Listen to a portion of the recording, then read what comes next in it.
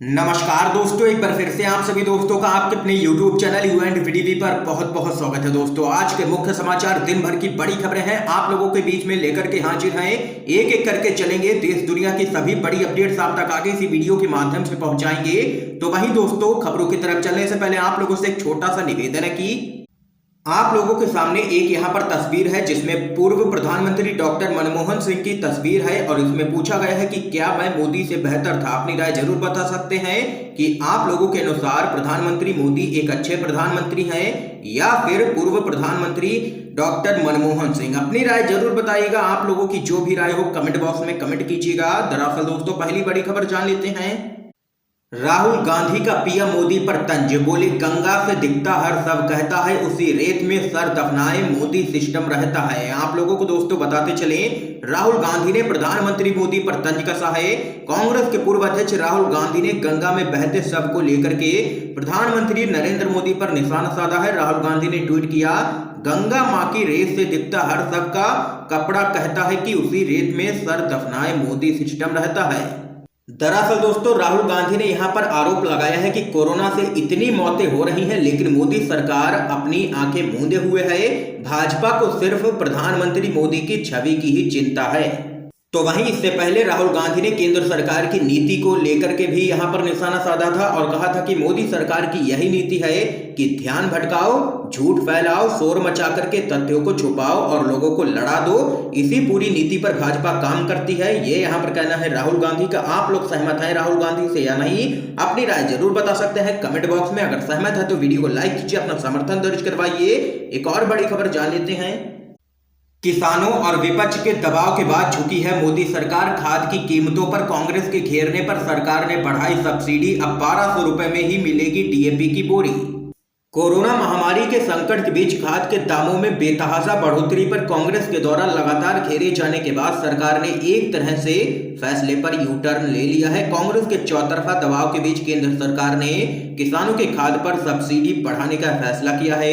सरकार ने डीएपी पर 140% सब्सिडी बढ़ाई है। इसके बाद किसानों को डीएपी खाद का एक बैग यहां पर 2400 रुपए के बजाय अब 1200 रुपए में ही मिलेगा। एक और बड़ी खबर आप लोगों को बताते चलें।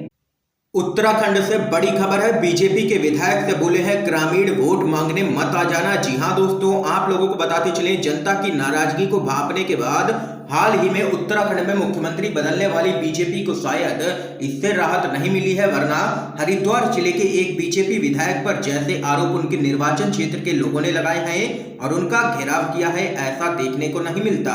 हरिद्वार जिले के आरक्षित सीट झबरेड़ा से विधायक देशराज कर्णवाल अपने इलाके के दौरे पर थे। आप लोगों को आगे बताते चलें, जब वे भक्तों वाली गांव में पहुंचे तो कुछ लोगों ने उन्हें घेर लिया और कहा कि उन्होंने गांव में कोई भी काम नहीं करवाया है।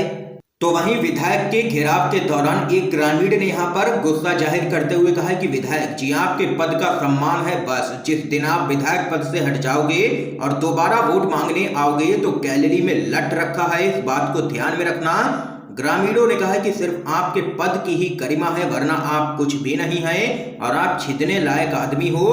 देख सकते हैं कि जबरदस्त तरीके से ग्रामीणों ने गुस्सा निकाला है भाजपा के विधायक के ऊपर। यह हाल है उत्तराखंड के अंदर।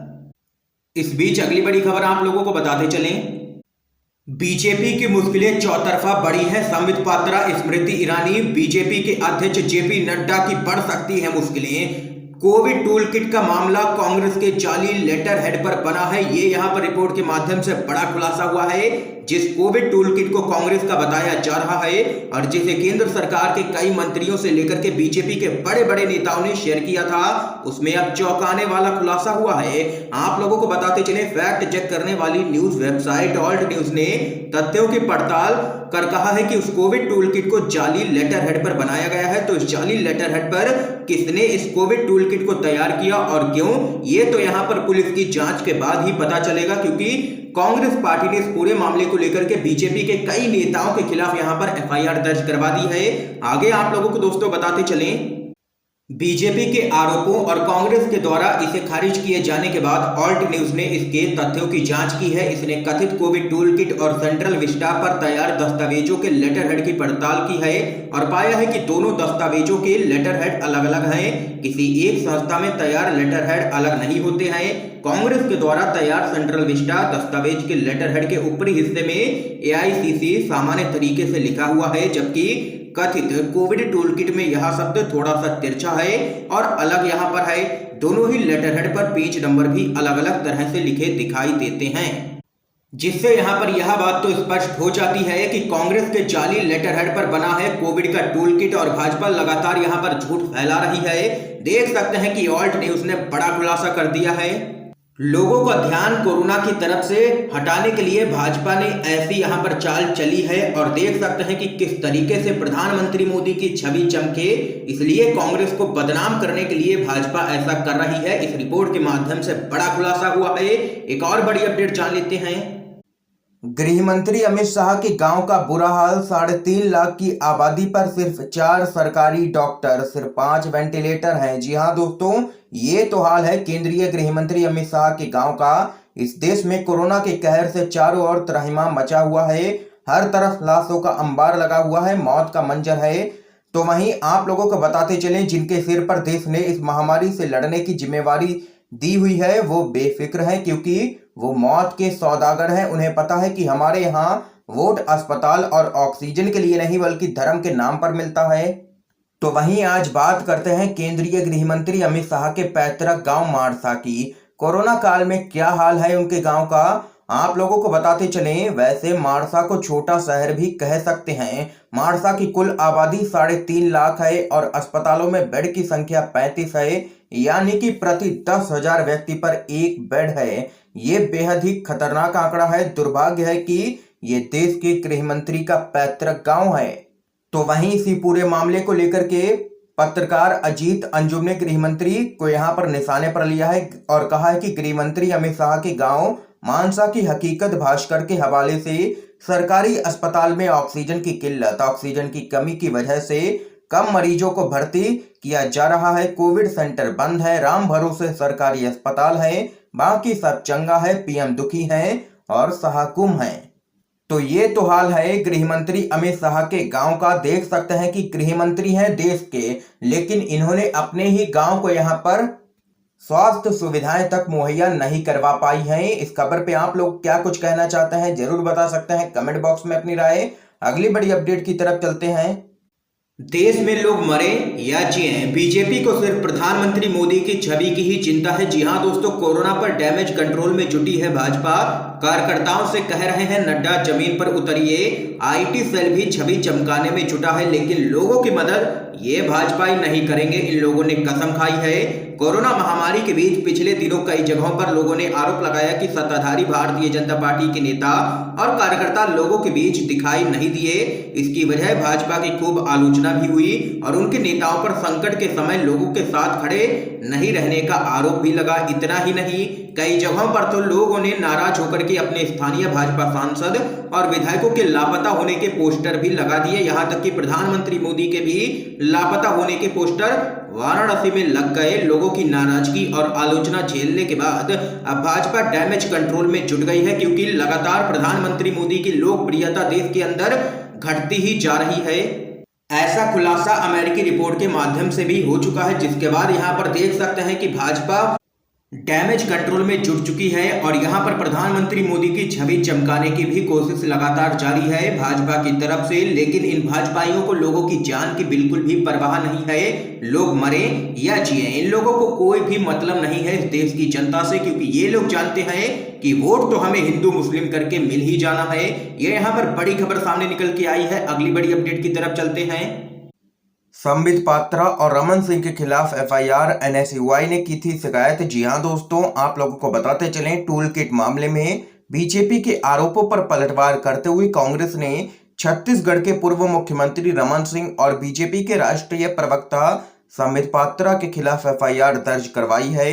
ये एफआईआर रायपुर के सिविल लाइन थाने में छत्तीसगढ़ एनएसयूआई प्रदेश अध्यक्ष आकाश शर्मा ने करवाई है। एक और अपडेट आ रही है सामने निकल के। ना शिक्षा ना रोजगार, भारत को बर्बाद करने पर तुली है मोदी सरकार। मोदी सरकार पर भड़के हैं पूर्ण प्रसून वाजपेयी, बोले राम भरोसे है सब कुछ। आप लोगों को बताते चले, वरिष्ठ पत्रकार पूर्ण प्रसून वाजपेयी ने सोशल मीडिया पर अपने कुछ पोस्ट के जरिए मोदी सरकार पर तीखा व्यंग्य किया है।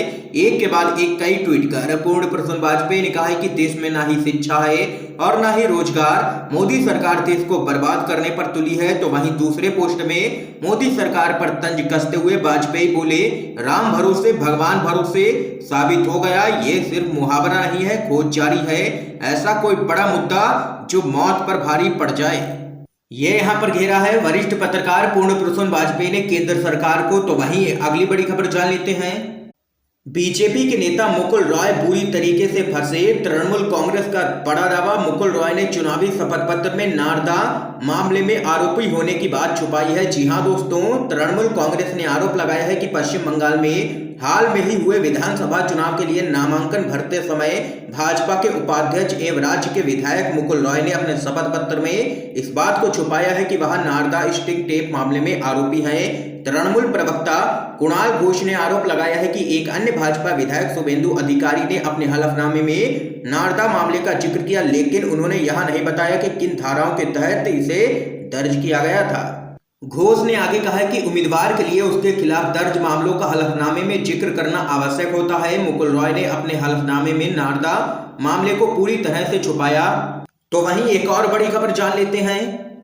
जयंत चौधरी को सौंपी जाएगी आरएलडी की कमान, 25 मई को हो सकती है ताजपोशी। जी हां दोस्तों, आप लोगों को बताते चलें, राष्ट्रीय लोक दल के नेशनल प्रेसिडेंट चौधरी अजीत सिंह के निधन के बाद अब पार्टी की कमान किसको सौंपी जाए, इस पर चर्चा तेज है। एक जानकारी के मुताबिक आगामी 25 मई को राष्ट्रीय कार्यकारिणी की वर्चुअल बैठक होनी है, जिसमें पार्टी के राष्ट्रीय अध्यक्ष के नाम पर मुहर लग सकती है। सूत्रों का कहना है कि चौधरी अजीत सिंह के बाद राष्ट्रीय लोक दल की कमान जयंत चौधरी को सौंपी जा सकती है। आपको बता दें कि पार्टी के राष्ट्रीय अध्यक्ष चौधरी अजीत सिंह का गत 6 मई को निधन हो गया था। ये यहाँ पर दोस्तों आज की तमाम बेहद बड़ी खबरें सामने निकल के आई हैं, जो हमने आप लोगों तक पहुंचाई हैं यूएनवीडीवी के माध्यम से। अगर आप लोगों को ये वीडियो पसंद आए हो तो लाइक कीजिएगा, ज्यादा से ज्यादा इस वीडियो को शेयर कीजिए ताकि आप सभी के दोस्त भी इन खबरों को जान सकें। वीडियो देखने के लिए दोस्तों आप सभी का बहुत बहुत धन्यवाद। जय हिंद, जय भारत।